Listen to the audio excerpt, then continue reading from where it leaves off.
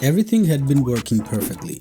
Then right in the middle of a job while probing, my BTT TFT35 screen suddenly went blank.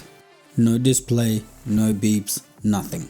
When the machine froze, my first thought was that the screen had just lost connection. I checked the TFT35 cable, but then I noticed the MCU power LED on the Octopus board was completely off, even though the motor and bed power LEDs were still on. At that point, I started checking power. The 24-volt supply was fine, fuses looked good, and I even tried powering the board via USB, but still no response from the MCU. And since the board stopped working right in the middle of a job, it clearly wasn't a firmware or bootloader issue, which is the usual suspect in cases like this. Since the MCU isn't powering up, our next move is to check whether it's actually getting power. Specifically, we need to trace the 3.3 volt supply lines that feed the MCU. Lucky for us, BIGTREETECH provides a full schematic for the Octopus v1.1 board, and that's going to be a key to figure out where that 3.3 volt is coming from.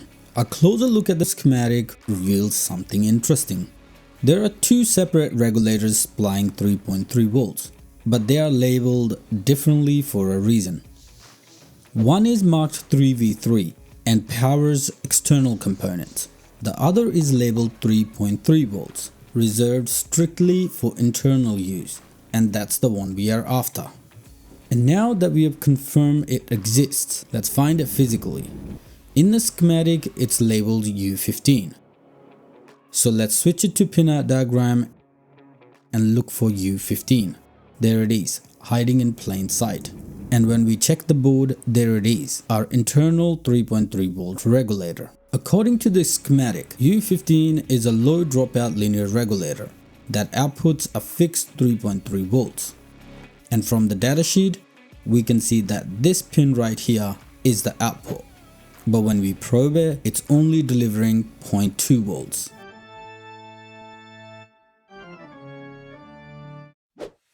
Let's go ahead and pull the regulator. Flux goes down first. Then I'll use hot air to safely remove the regulator without damaging nearby components. With the regulator removed, we can test the 3.3 volt rail for shorts, starting with all the decoupling capacitors connected to the MCU's power line. And there it is, a dead short. Since we have confirmed a short on the line, we'll take these capacitors out one by one until the short disappears. That'll tell us which ones failed. One by one, I pulled the caps and checked each for a short, hoping one of them would break the fault. But after removing all 13, the short is still there. That means one thing: the MCU is internally shorted to ground. Next, we desolder the MCU and retest the 3.3 volt rail. If the short clears, we'll know for sure the microcontroller was the culprit.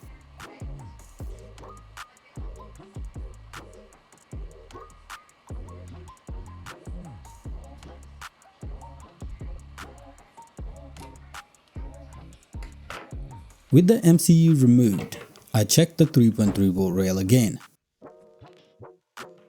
And guess what? The short is gone. That confirms it. The microcontroller was the fault. Now that we confirmed the MCU is shorted, I'll order a replacement along with a new voltage regulator from DigiKey. It's crucial to get the exact same part for the MCU, or the board simply won't work. And none of this matters without a bootloader. Fortunately, BIGTREETECH provides one specifically for this MCU on their GitHub. While removing the MCU, one of the pads came loose, and during cleaning, it just came right off. Happens all the time, not ideal but easy to fix. I'm going to scratch back the trace just a bit, enough to expose clean copper so we can solder a thin wire to it. I'm using a 0.18mm wire. It's a bit tricky to get it in the right spot, so always take your time lining it up. Once it's in place, I'll hold it down and solder it to the trace.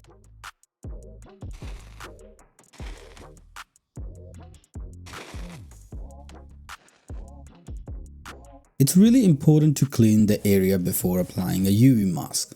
That helps it bond properly and keep the trace from lifting again later.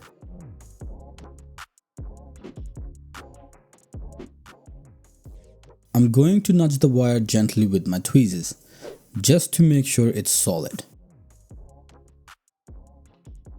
Now that the pad's repaired, let's prep the rest of the pads for new MCU. I'm applying a bit of flux, then adding a fresh solder to each pad so we get a clean, solid connection.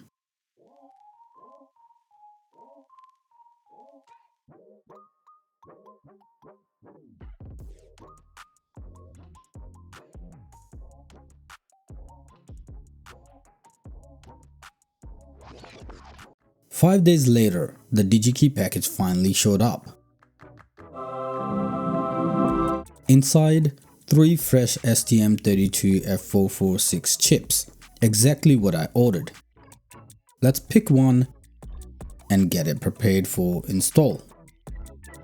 Next, we need to align the MCU properly.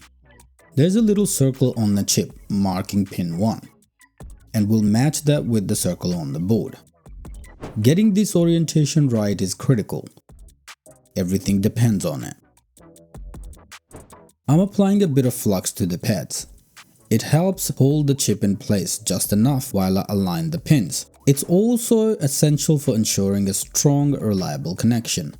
Once it's lined up, I'll tack down one corner pin to lock the MCU in position.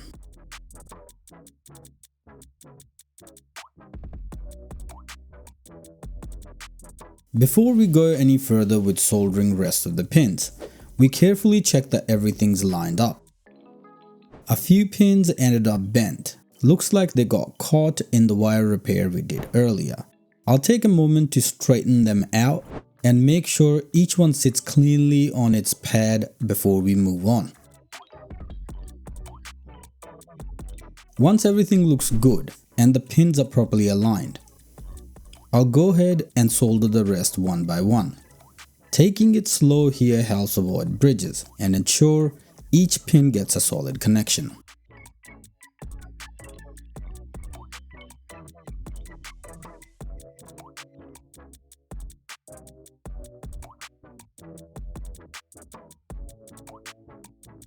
It's important to clean off the flux properly. Any residue can cause issues over time. We'll make sure there's no flux left behind before we move on. Alright, let's test for the short. What do you think? Is it gone? There we have it. The short is gone. No short. No short. No short. No short. No short. No short here. Next up, soldering the 3.3 volt regulator. I'm applying a bit of flux along with some fresh solder to the pads. This regulator is tiny and the spot's pretty tight, so I'll take my time to align it properly and solder it in place. Solder bridging is almost inevitable with parts this small. I've got a bridge right here, but that's fine. I'll grab some solder wick and clean it right up.